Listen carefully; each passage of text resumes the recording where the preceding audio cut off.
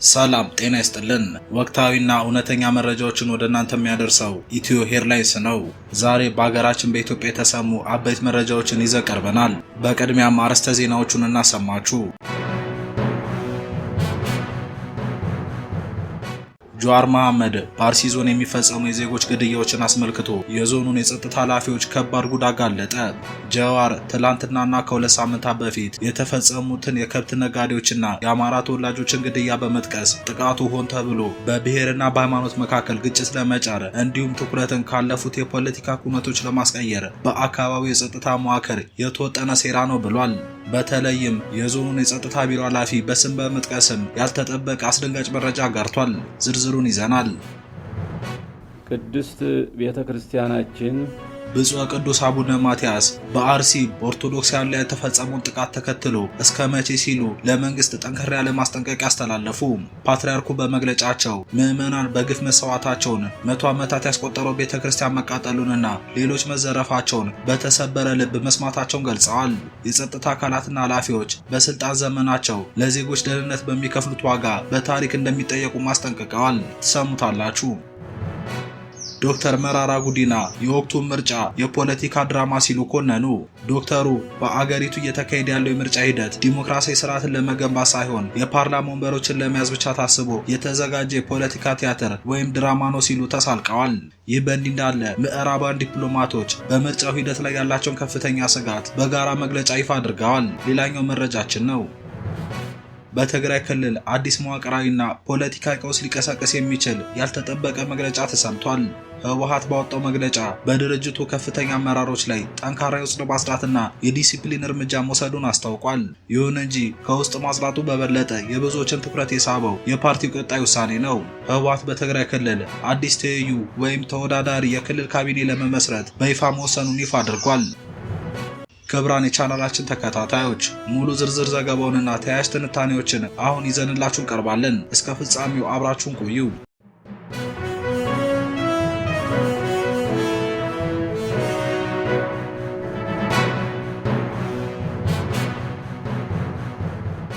በመጀመሪያም ታዋቂው ፖለቲከኛ ጀዋር መሐመድ የአርሲ ዞን የጸጥታ ኃላፊዎችን የብሔር ግጭት እየቀሰቀሱ ነው ሲል ከሰሰ። ታዋቂው የኢትዮጵያ ተቋሚ ፖለቲከኛ ጀዋር መሐመድ በኦሮሚያ ክልል አርሲ ዞን ውስጥ ለተፈጸሙ ተከታታይ አሰቃቂ ግድያዎች የመንግስት የጸጥታ አካላትን በግልጽ ከሷል።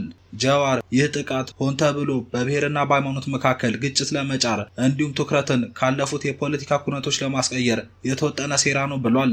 መግለጫው እንደሚያመላክተው ሁከት የጀመረው ከሁለት ሳምንት በፊት ከምዕራብ ሐረርጌ ዳሮ ለቡ ወረዳና ከአርሲ ሸንጎ ኮሉ ወረዳ ተነስተው ወደ አርሲ ዞን አስኮ ወረዳ በመጓዝ ላይ የነበሩ የከብት ነጋዴዎች በአሰቃቂ ሁኔታ ሲገደሉ ነው ብሏል። ጀዋር የመንግስት ካድሬዎችና የጸጥታ አካላት ግድያውን የፈጸሙት የፋኖ ታጣቂዎችን አስጎ በማስገባት በአካባቢው የሚንቀሳቀሱ የአማራ ማህበረሰብ ታጣቂዎች ናቸው የሚል ወሬ በማናፈስ በአካባቢው በሚኖሩ የአማራ ተወላጆች ላይ ከፍተኛ የስራት ዘመቻ ማካሄዳቸውን ገልጿል። ትላንት ደግሞ በዚሁ በአስኮ ወረዳ የአማራ ተወላጅ የሆኑ ሰዎች መገደላቸውንና የታጠቁ ገዳዮች በአቅራቢያው በሚገኝ አንድ ቤተክርስቲያን ላይ ጥቃት ለመሰንዘር ቢሞክሩም የአካባቢው ሕዝብ ባደረገው ርብርብ ቤተክርስቲያኑን ማትረፉንና ታጣቂዎቹ ማባረር መቻሉን መግለጫው አክሎ አስረድቷል። ከዚሁ ሁለተኛ ጥቃት በኋላ ባለስልጣናቱ ጥቃቱን መንግስት ሸኔ ብሎ ከሚጠራው የኦሮሞ ነጻነት ሰራዊት ጋር በማያያዝ የበቀል እርምጃ ነው የሚል ስም በመስጠት የኦሮሞ ተወላጆችን በጅምላ ማሰር መጀመራቸውን ጀዋር ጠቅሷል። ጀዋር በአካባቢው የሚንቀሳቀስ የማፊያ ቡድን አባል ነው ሲል የዞኑን የጸጥታ ቢሮ ኃላፊ ስንታየው ጥላሁንን በስም ጠቅሶ ወንጅሏል። ይህ ግለሰብ ከኢህአዴግ ህወሓት መራሹ ዘመን ጀምሮ በዞኑ ውስጥ ዋና የደህንነት ሰው የነበረ መሆኑንና ገዢ የብልጽግና ፓርቲ ከህዝብ ተቃውሞ በገጠመው ቁጥር የብሔርና የሃይማኖት ግጭቶችን እንደ ስትራቴጂ የሚቀሰቅስ አደገኛ ሰው ነው ሲል ከሷል። የአርሲ ዞን በታሪክ በብሔር እንዲሁም በሃይማኖት ኦርቶዶክስ ክርስቲያንና ሙስሊም ረገድ በጣም ስስና በቀላሉ ግጭት ሊቀሰቀስባቸው የሚችሉ ይዘቶች ያሉት አካባቢ ነው። የጀዋር መግለጫ የሰብአዊ መብት ተሟጋቾች በኢትዮጵያ ውስጥ በተደጋጋሚ የሚያስተውሉትን አደገኛ ዝንባሌ ያሳያል። ይህም የአካባቢው ባለስልጣናት በአካባቢው የሚፈጠሩ የወንጀል ወይም የፖለቲካ ቅሬታዎችን ወደ ብሔር ጦርነት ለመቀየርና የህዝብ ለህዝብ ያጸፋ ጥቃቶችን ለመጫር ወሬዎችን በፍጥነት ማፈራረቃቸው ነው ተብሏል።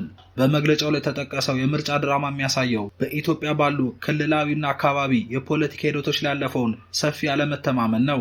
ገዢው የብልጽግና ፓርቲ ጥልቅ የውስጥ መከፋፈል ወይም የህዝብ ተቀባይነት ማጣት ሲያጋጥመው በአካባቢ ደረጃ የሚፈጠሩ አለመረጋጋቶች በከፍተኛ ሁኔታ እንዲጨምሩና ይህም ሰላማዊ ፖለቲካ እንቅስቃሴዎችን ፍጥነት እንደሚያደናቅፍ ገለልተኛ ተንታኞች ይገልጻሉ። ከዚሁ ጋር በተያያዘ ውስጣችን ቁጭትና ጥያቄ ተፈጥሯል ሲሉ አቡነ ማትያስ መግለጫ ሰጡ። በአርሲ በኦርቶዶክስ ያለ የሚፈጸሙን ጥቃት ተከትሎ የኢትዮጵያ ኦርቶዶክስ ቤተክርስቲያን ፓትርያርክ አቡነ ማትያስ ቀዳማዊ ጠንከር ያለ ማሳሰቢያ ለመንግስት አካላት አስተላልፈዋል።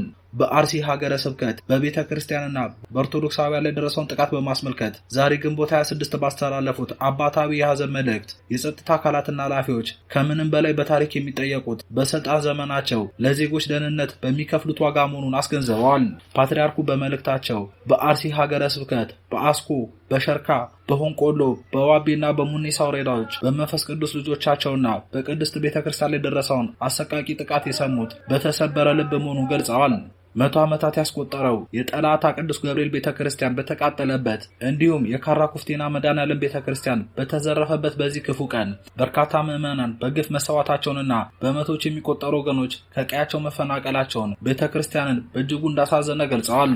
ፓትርያርኩ አክለውም ቤተክርስቲያን በምድራዊ መከራ ውስጥ ያሉትን ምዕመናን በምታጽናናበት በዚህ ወቅት ራሷ በፈተና ውስጥ ሆና ከመቸገሯን በላይ በአርሲ ምድር በተደጋጋሚ የሚስተዋለው በደልና ግፍ በሁላችንም ልቦና ውስጥ እስከ መቼ የሚል የቁጭትና ያዘን ጥያቄ መፍጠሩን አስረድተዋል።